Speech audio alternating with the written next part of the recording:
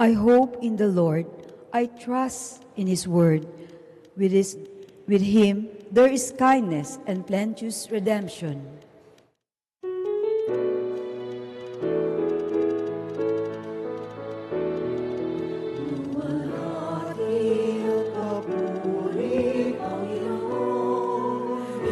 Kristo,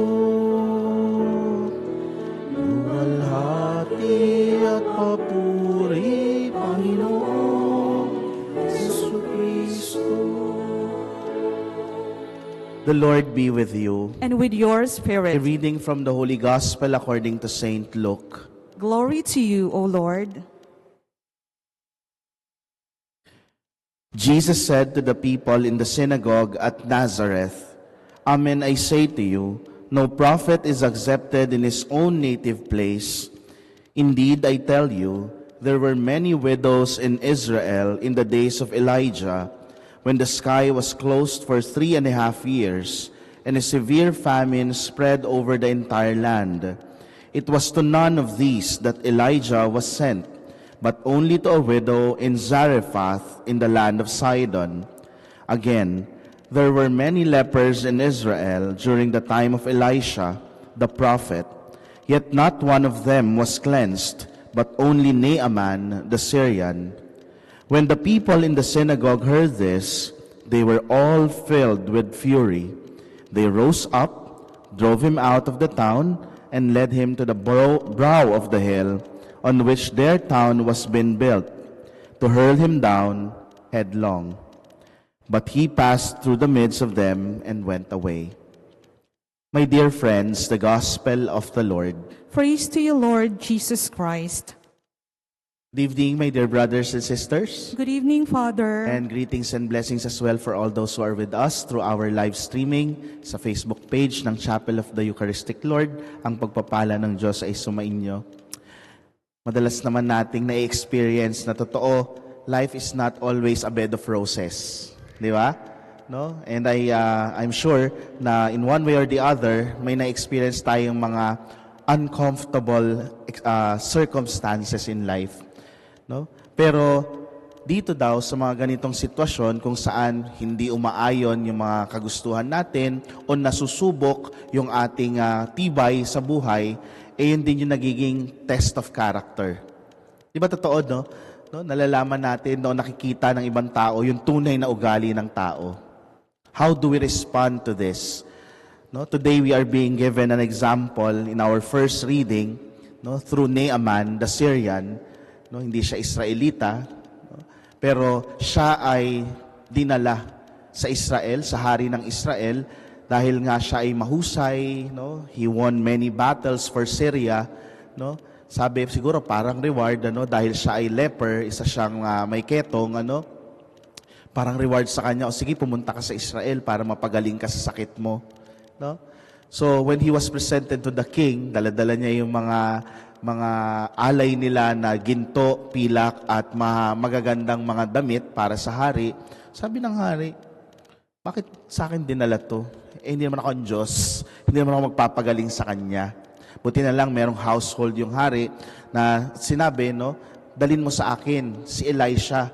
Si Elisha, the prophet that time, was the mouthpiece of God. So Elisha was the one who instructed Naaman na maglublob sa ilog Jordan ng 7 times. Ito na nga, si Naaman. Yun na nga, gagawin na nga na pagagalingin siya. Pero ano nangyari? Abay, nagalit pa. Bakit naman hindi magagalit? Sa totoo naman, may point naman siya. Kasi sa dinami-dami nga naman daw ng ilog o ng bodies of water around Israel na malinis, pwedeng pagswimmingan, doon siya pinalulublob sa Jordan River. Alam niyo po, I had an opportunity to join a pilgrimage, and one of the sites would be Jordan River. Aminin ko sa inyo, hindi siya kaakit-akit. Hindi siya yung katulad ng mga ilog natin, of course hindi sa Metro Manila, sa mga probinsya, na pag nakita mo yung crystal clear water, dadive tayo. Hindi. Doon para lang po siya talagang malapad naman, pero yung tubig hindi naman clear. Kaya sabi ko, hindi makaakit-akit. So we had there yung renewal of baptism, no? Binuhusan ng yung mga pilgrims na kasama namin. So sabi ko, may point si Naaman. Ang dami naman pwedeng paglubluban. Hindi kaya mas lalo pa siyang katihin doon, no? Pero sabi nung household ni Elisha, di ba gusto mong gumaling? Sabi niya ganon. Huwag ka ng reklamador. So, in short, sinunod naman ni Naaman yung prescription na maglublob 7 times. And of course, no, healing happened. Kasi naging masunurin at naunawaan ni Naaman yung pinagagawa sa kanya. And because of his faith in the God of Israel. So, he was made an example by Jesus in our gospel for today. Together with that widow in Zarephath. So, si widow of Zarephath naman po, hindi rin Israelite. So hindi siya kabilang sa chosen race, no? Na sinasabi ng mga Hudyo. Pero she received that grace. No? Ano yung grace na na-receive ng widow of Zarephath? Maalala natin sa panahon naman ni Prophet Elijah, no? Nung nagkaroon ng taggutom ng 3.5 years, so it was a famine, no? Doon siya dinala sa widow of Zarephath. Kakaunti na lang yung kanilang flour, yung kanilang oil para gumawa ng tinapay. As in, last na lang. Pero anong ginawa ng widow of Zarephath? Sinacrifice niya yon at ibinigay kay Elijah. And what did she receive because of that kindness of heart and that faith in the Lord? Sabi, hindi ka matutuyuan ng oil at hindi mauubos ang iyong flour sa iyong lagayan. And it happened to her. No, at sa kanyang anak. No, Jesus is reminding us today of how we respond to that kinds of situations in life. No, tayo kasi ang hirap, no, pagka hindi lamang na nangyari yung gusto nating mangyari, bumubula na yung bibig natin sa kakaangal. Diba? Like for example, sa resto, nag-order ka. Ang tagal-tagal, no? Inabot ka ng siyam-siyam. Na-late lang naman ng 5-10 minutes. Asan yung manager nyo?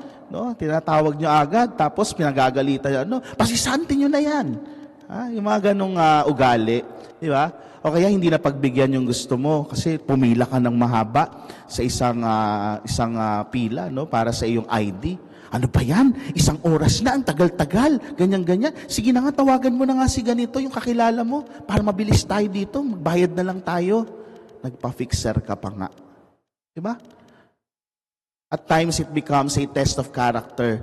If we will hold on to what is right and what is good, o baka magdadivert na tayo para mas maging convenient ang buhay. No?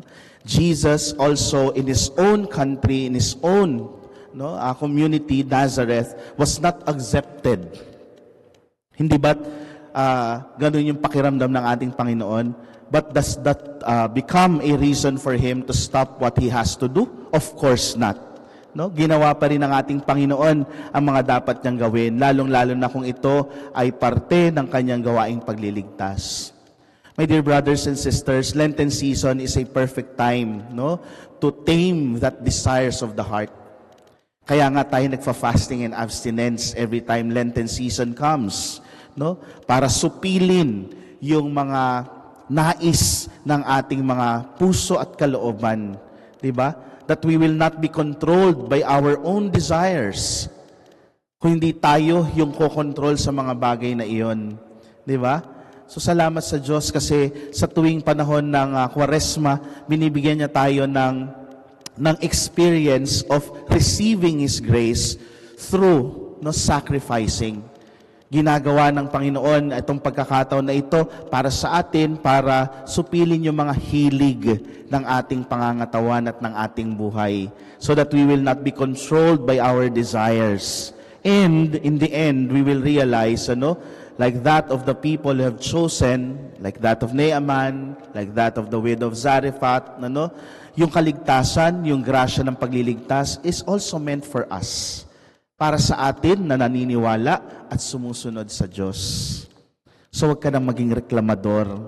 Sometimes it happens in life.